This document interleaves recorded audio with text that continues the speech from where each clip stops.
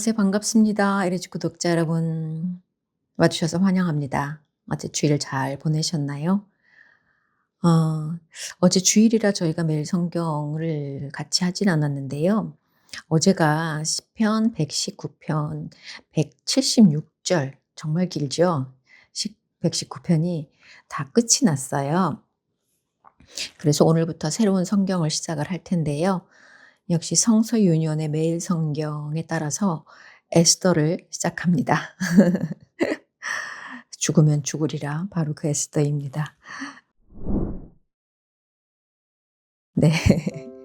제가 본문을 먼저 읽을 텐데요. 에스더 1장 1절에서 22절, 1장 1절에서 22절이 오늘 말씀입니다. 이 일은 아하수에로 왕 때 있었던 일이니 아하수에로는 인도로부터 구스까지 127지방을 다스리는 왕이라.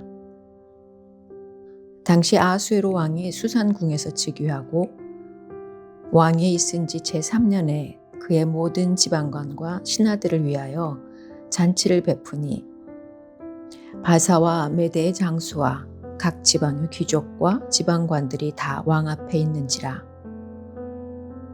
왕이 여러 날 곧 180일 동안에 그의 영화로운 나라의 부함과 위엄의 혁혁함을 나타내니라.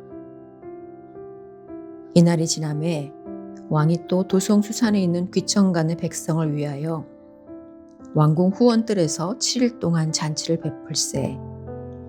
백색, 녹색, 청색 휘장을 자색 가는 배줄로 대리석 기둥 은고리에 메고 은과 금으로 만든 걸상을 화반석, 백석, 운모석, 흑석을 깐 땅에 진설하고 금잔으로 마시게 하니 잔의 모양이 각기 다르고 왕이 풍부하였으므로 어주가 한이 없으며 마시는 것도 법소가 있어 사람으로 억지로 하지 않게 하니 이는 왕이 모든 국내 관리에게 명령하여 각 사람이 마음대로 하게 함이더라. 왕후 와스디도 아하수에로 왕궁에서 여인들을 위하여 잔치를 베푸니라. 제7일에 왕이 주웅이 일어나서 어전 넷이 무흐만과 비스다와 하르보나와 빅다와 아박다와 세달과 가르가스 7사람을 명령하여 왕후 와스디를 청하여 왕후의 관을 정제하고 왕 앞으로 나오게 하여 그의 아리떠움을 뭇 백성과 지방관들에게 보이게 하라 하니 이는 왕후의 용모가 보기에 좋음이라. 그러나 왕후 와스디는 내시가 전하는 왕명을 따르기를 싫어하니 왕이 진노하여 마음속이 불붙는 듯 하더라.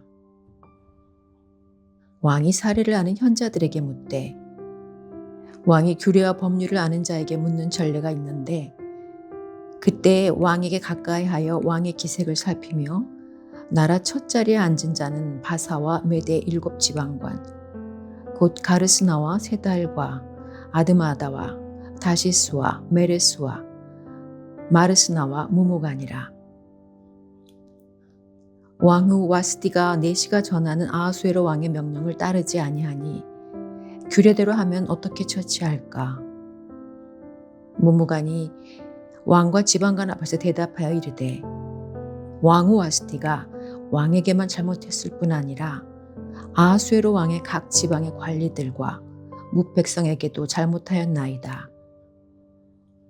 아하수에로 왕이 명령하여 왕후 와스디를 청하여도 오지 아니하였다 하는 왕후의 행위의 소문이 모든 여인들에게 전파되면 그들도 그들의 남편을 멸시할 것인즉 오늘이라도 바사와 메도의 귀부인들이 왕후의 행위를 듣고 모든 지방관들에게 그렇게 말하리니 멸시와 분노가 많이 일어나리이다.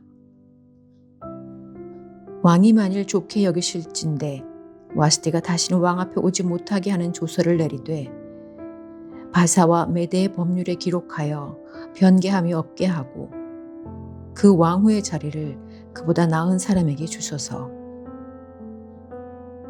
왕의 조서가 이 광대한 전국에 반포되면 귀천을 막론하고 모든 여인들이 그들의 남편을 존경하리이다 하니라. 왕과 지방관들이 그 말을 옳게 여긴지라. 왕이 무무간의 말대로 행하여 각 지방 각 백성의 문자와 언어로 모든 지방에 조서를 내려 이르기를 남편이 자기 집을 주관하게 하고 자기 민족의 언어로 말하게 하라 하였더라. 아멘. 네, 오늘 본문이 조금 길어요. 그리고 이름들이 계속 많이 나와서 조금 헷갈릴 수가 있으나 해설을 보도록 하겠습니다. 오늘 해설의 큰 주제는 잔치와 수치입니다. 아하수에로 왕은 자기 나라의 권력의 위용을 뽐내려고 큰 잔치를 베풀었지만 왕후 와스디가 자기 명령을 거절하자 고문들의 조언을 따라서 왕후를 폐위해버립니다. 본문 해설을 보겠습니다. 그렇다면 우리에게 주시는 교훈은 무엇일까요? 1절에서 9절 말씀을 보면은요. 바벨론에게 패망하여 포로로 끌려갔던 유다 백성은 바사, 페르시아죠. 초대왕 고레스의 칙령으로 유다 땅으로 돌아갈 수 있었고 페르시아의 3대 왕 다리오 때 예루살렘의 성전을 재건했습니다. 4대 왕 아하수에로는 그 통치 시기가 예루살렘으로서의 귀환을 허락받은 지 약 52년이 지난 때인데 에스더서는 고국으로 돌아가지 않고 페르시아에 정착하여 살고 있는 유다 백성의 이야기를 소개합니다. 하나님의 백성은 고향으로 돌아가서는 황폐하게 살고 또 제국에 남아서는 노예처럼 살고 있는데 이를 비웃기라도 하듯 아하수에로 왕은 페르시아의 수도 수산에서 187일 동안 잔치를 이어갑니다. 부와 힘과 명예를 과시하는 세상 앞에서 하나님 백성으로서의 삶이 뒤처지고 손해보는 것처럼 느껴질 때가 많지만 오늘도 하나님의 역사는 제국 백성의 요란한 삶이 아닌 천국 백성의 작고 사소한 일상에 흐르고 있습니다. 그리고 10절에서 12절 말씀을 보면은요. 천하를 호령하는 왕의 과시욕구로 점철된 잔치의 끝은 거절과 수치입니다. 아하수에로는 자기 아내의 외모를 좋음이라 생각해서 사람들 앞에서 그 좋음을 과시하려고 했지만 왕후 아스티는 그 명령을 싫어합니다. 사실 187일 동안의 잔치는 아하수에로에게만 좋은 잔치고 모두크의 힘 앞에서 잠시 장단을 맞추는 것뿐입니다.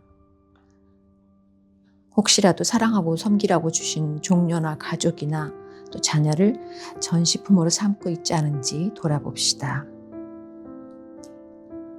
그리고 13절에서 22절을 보면은요, 인도에서부터 구스, 에디오피아죠. 127개 지방을 다스리던 왕이 아내의 마음 하나 다스리지 못해서 현자들에게 조언을 받습니다. 그렇지만 왕의 신하들이 제시하는 해결책도 어리석기 짝이 없습니다. 이 무능함과 허망함이 겉으로만 강력하고 완벽하게 운행되는 것처럼 보이는 세상 나라의 민낯입니다. 아멘. 예, 에스더서가 오늘 시작이 됐습니다. 이게 사실 아하수에로 왕은 지금 엄청난 권력을 갖고 있는 거잖아요. 127지방을 다스리는 왕이고요. 그래서 187일 동안이나 잔치를 베푸는데 그게 다 조라 이러는 거 하지만 그 사람들이 진실로 좋아해서 그러는 건지 아니면 그냥 그 권력 앞에서 그 물욕 앞에서 고개를 숙이고 있는 건지는 전혀 돌아볼 수 없는 상황이겠지요. 예. 그 와중에도 여전히 힘들게 살아가는 백성들이 많이 있을 텐데 우리도 이 깊은 데는 보지 못하고 무슨 일을 할 때 바깥으로만 보이는 어떤 것들 때문에 요동치고 있는 건 아닌가. 그러나 이 시간 동안에도 하나님께서는 일하고 계심을 기억했으면 좋겠습니다. 그리고 또 실제로 제 자원과 권력이 누군가를 통제하고 혹시라도 상처 주는 데 사용되고 있는 건 아닌지도 같이 생각해보는 시간이 됐으면 참 좋겠습니다. 자, 오늘 에스더가 시작이 됐습니다. 내일 또 에스더 다음 장에서는 어떤 이야기들이 있는지 기대가 돼요. 오늘도 말씀 나누기 위해서 와주신 여러분 진심으로 감사드립니다. 내일 또 말씀 들고 올게요. 여러분 사랑하고 축복합니다.